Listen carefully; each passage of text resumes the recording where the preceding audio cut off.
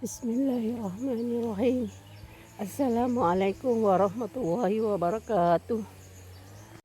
Lagi 2 hari, 3 hari nak sambut hari raya Korban. Umi cuci-cuci di rumah biar nampak bersih kawasan-kawasan ni. Walaupun tahun ni tak buat korban, dah banyak tahun tak buat korban.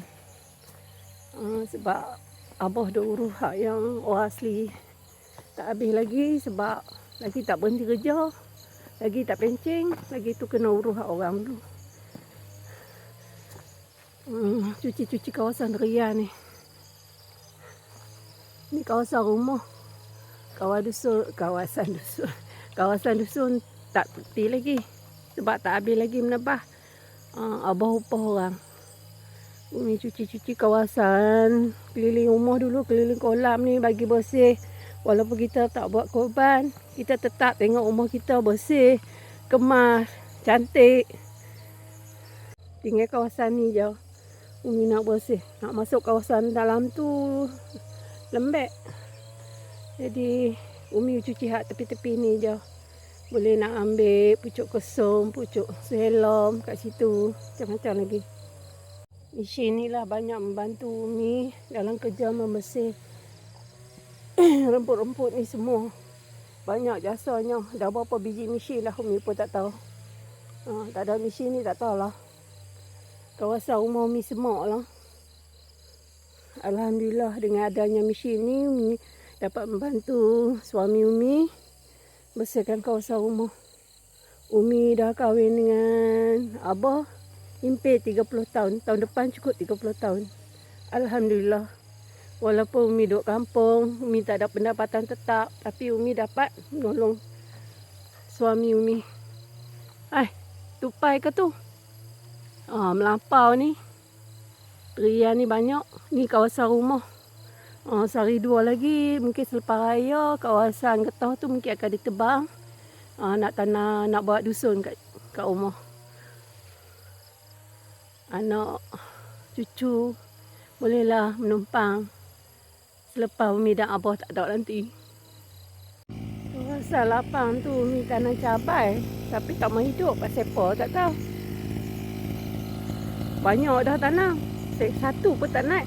Terima kasih semua sahabat-sahabat yang menonton video Umi, yang bagi sokongan. Walaupun tak banyak, Alhamdulillah Umi belajar pelan-pelan nak cari duit. Kok boleh duit. Alhamdulillah. InsyaAllah ada rezeki tu. Kawasan rumah, pokok durian yang di rumah. Ada yang lebat, ada yang tak lebat. Alhamdulillah. Rezeki. Di atas tu pokok getah nanti akan tebang. Ni durian. Pokok ni yang lebat. Pokok ni yang lebat. Kat dusun tak berapa nak. Sebelah tu hak orang. Tapi oleh kerana dekat, Abah minta lah nak tanam pisang. Macam-macam lah boleh tanam kat situ.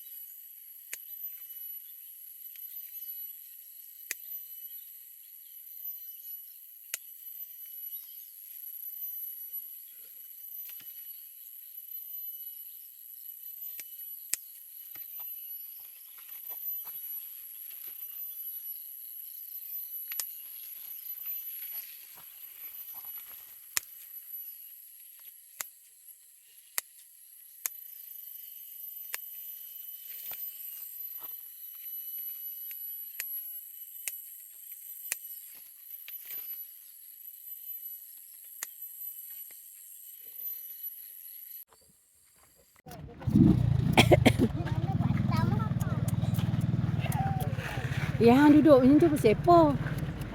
Sekejap lagi ha seluak ha nak balik lagi.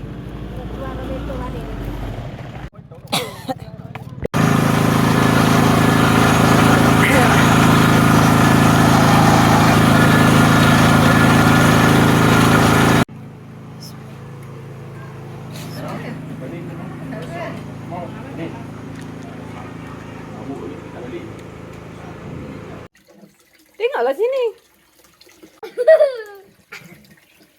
Adik.